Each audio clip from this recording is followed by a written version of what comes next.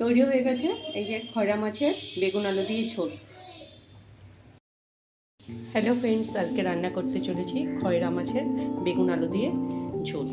তার জন্য আমি আলু কেটে নিয়েছি সরু সরু করে, লম্বা লম্বা করে বেগুন কেটে নিয়েছি, ধনেপাতা কুচি করে নিয়েছি। এটার মধ্যে জিরা আর কাঁচা লঙ্কা, 5টার মতো কাঁচা লঙ্কা আমি চিড়ে নিয়েছি। আর মাছ, এই দেখুন খয়রা মাছ। মাছটা খেতে ইলিশ মাছের মতো লাগে।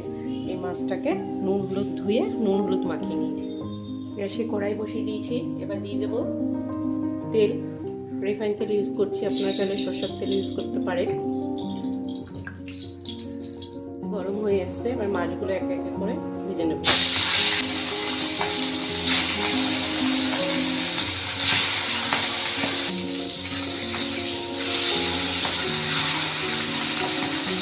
তেল ভালো করে গরম না হলে মাছ সহজে উল্টাতে যায় না, কড়াইতে লেগে যায়। এই জন্য ভালো করে তেলটাকে গরম করে নেবেন, দেখবেন মাছটা খুব তাড়াতাড়ি ভাজা হয়।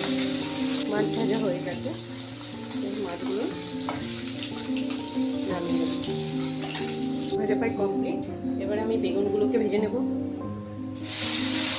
বেগুনগুলোকে আমি লম্বা লম্বা করে কেটেছি, এই দেখুন। এর মধ্যে জিরের গুঁড়ো আর কাঁচা লঙ্কা চিড়ে আছে 5টার মতো। আমি এগুলোকে জল দিয়ে গুলে নিলাম মশলাটাকে। কাঁচা লঙ্কাটা আপনারা তেলেও দিতে পারেন, সঙ্গে মশলার সঙ্গেও করতে পারেন। বেগুন ভাজা হয়ে গেছে, এবার আমি আলুটাকে ভেজে নেব। যেহেতু বেগুন নরম জিনিস, তাই জন্য তাড়াতাড়ি গলে যায়, তাই জন্য আলুগুলো আমি সরু সরু করে কাটবেন। আলু লাল করে ভাজা হয়ে গেছে, এবার মশলাটা আমি দিয়ে দেবো।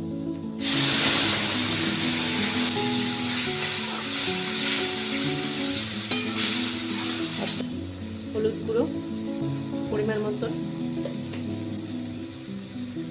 লবণ পরিমাণ মতো,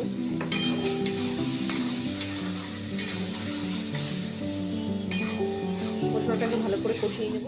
প্রায় কষে এসছে, মশলা থেকে দেবো, তেল ছাড়ছে।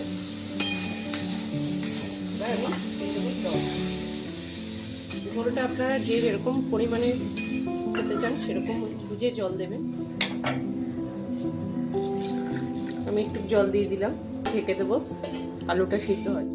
এবার আমি বেগুনগুলোকে দিয়ে দেবো, এর মধ্যে মাছগুলো দিয়ে দেবো। এবার ঝোলটাকে হতে দেবো। মাছের ঝোলটা কত দূর ঝোল প্রায় হয়ে এসছে।